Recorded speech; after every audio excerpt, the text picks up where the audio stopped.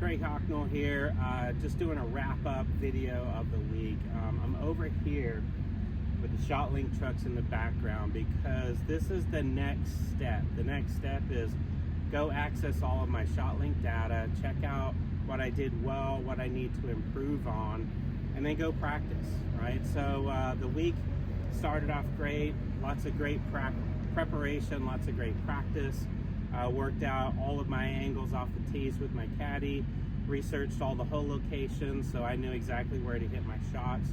And then it comes down to just execution. And I had a couple of oopses off the tee, put some balls in the desert, and unfortunately cost myself some double bogeys. I had 3 double bogeys on the week.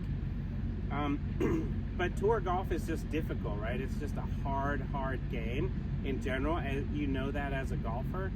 And then when you compete against the best players on the most challenging surfaces, when the greens are really rock hard and firm, they get lots of indentations from all the spike marks, and they're very bumpy, but they're extremely fast. You know, they say that the greens were stimped at 12. I think at times they were 14. The wind would gust to 30 miles an hour at times. So these are all just things that happen, right? So as a coach, I look at all those things and I just try to make sure that my players are best prepared. I felt like my preparation was excellent. My body felt great. Everything was working well. Swing felt good.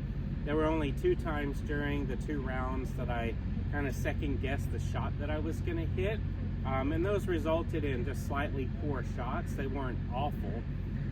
The bigger mistakes just come accidentally out of the middle of nowhere. So one thing I took away from it is to make sure I'm just rehearsing my feels through the ball especially. I tend a little bit under pressure, kind of pivot left and cover the ball. When I do that, I tend to pull it just a little bit left, and that was the result. Those poor shots were a result of that. So as the round progressed, I was able to remember, oh yeah, I'm supposed to have a little bit different feel through the ball. So full swing wise, that was a correction. Putting was great. Actually was strokes gained positive against the field in putting. Short game was actually amazing for me. I've been working really hard on that. The super tight turf to these hole locations that are tucked only 2-3 paces on over these little knobs. I think I was 100% on all of those really tricky ones. Bunker play was great too. You know, I've been working really hard on my bunker play. From the last few tournaments, that was a liability, so I turned that into an asset. Worked really hard on that. Took some notes yesterday after the round on some things that I want to do going forward that's going to help me in my bunker play. Confidence-wise, I felt really confident. Obviously, you're going to have some nerves. First tee jitters, I had those for sure. As the round progressed, I kind of settled into the round. Made several birdies, had my score to 1 under par through a few holes on my front 9, which was great. And then golf happens, right? Life happens, and you just have to be able to recover as well as you can, which I think I did. In this level of competition, when you find yourself behind the 8 ball and those players are so good, they're going to chip away and move ahead and move past you. So stumbling out here at this level, you know, that just it reveals all your mistakes. So overall, feel super positive. I'm going to look at all my ShotLink data. My driving average was 319. Just looking off of the standard sheet, 319 driving, which put me 83rd in driving distance out of about 150 players just in those 2 days. So driving was good. Putting was good, short game was good. My driving accuracy was only about 53%, so although I hit some really nice drives, I also put myself in some fairway bunkers.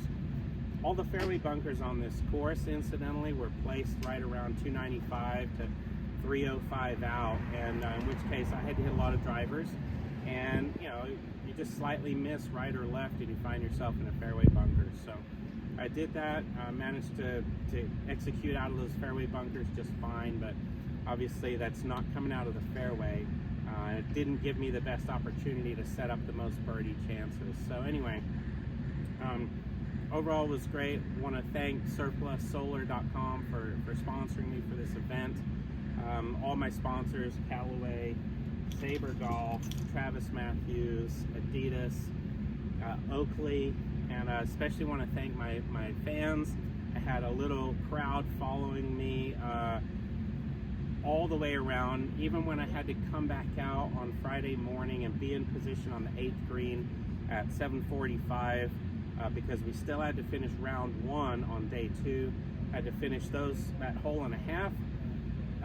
They came out and watched and supported me and cheered for me, and I gave my little crowd a few things to cheer about, which is awesome. Made some great birdies and was able to be really aggressive on the par 5s as well. So I'll go back, digest all of that, figure out what it is I need to improve on. Next up for me in about 2 days, JC, my oldest son, my 23-year-old, who's starting his PGA professional career. He and I are teaming up together in a 2-person event, pro tournament at Talking Stick on Monday. So I'm super excited about that. It's our first time as a father and son that we're going to be able to play together in a professional tournament. So obviously looking to have fun with him and do well in that tournament. And I'll keep you in touch and in tune as to what's coming up next for me. There's always going to be something on the schedule. So whether I'm playing in another tour event or a bigger section event, that's definitely continuing to make those steps going forward. So just want to thank you all for your support, and I'll see you soon.